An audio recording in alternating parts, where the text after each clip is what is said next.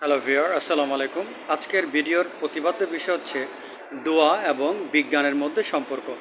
আমরা বিপদ আপদে পড়লে, বালা মুসিবতে পড়লে, রোগ বালায় শিকার হলে আমরা মহান আল্লাহ তাআলার কাছে রোগ মুক্তির জন্য, বালা মুসিবত থেকে বাঁচার জন্য দোয়া করে থাকি। তবে দোয়াটা করতে হবে মনে প্রাণে, বিশ্বাসের সাথে এবং আস্থার সাথে।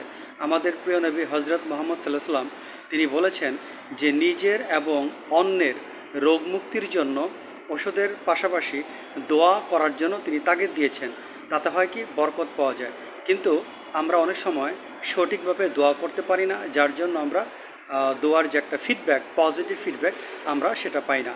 মহানবী সাল্লাল্লাহু সাল্লাম দোয়ার উপর বিশেষ গুরুত্ব আরোপ করেছেন। তা চলুন আমরা দোয়া এবং বিজ্ঞানের সাথে সম্পর্ক নিয়ে আলোচনা করব। দোয়া এবং বিজ্ঞানের সাথে সম্পর্ক রয়েছে।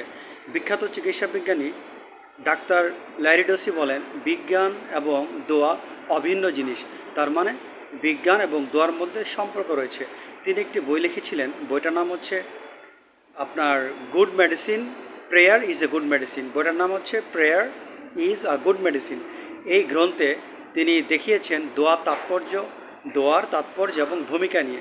তিনি দোয়ার তাৎপর্য এবং ভূমিকা নিয়ে অসংখ্য গবেষণার উদ্বৃত্তি তার এই মূল্যবান গ্রন্থে প্রকাশ করেছেন, মূল্যবান গ্রন্থে উল্লেখ করেছেন যে দোয়ার সাথে বিজ্ঞানের সম্পর্ক আছে।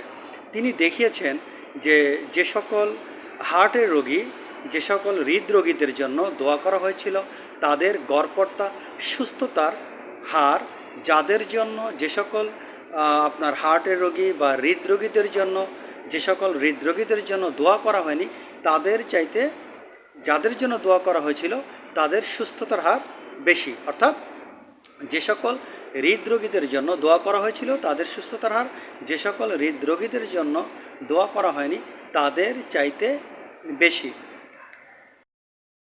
দোয়ার গুরুত্বর জন্যই কিন্তু দোয়াটা খুবই গুরুত্বপূর্ণ, যার জন্য কিন্তু আমেরিকার প্রায় 50টি বিখ্যাত মেডিকেল কলেজের সিলেবাসে দোয়া সম্পর্কিত পাঠ্যসূচি অন্তর্ভুক্ত করা হয়েছে।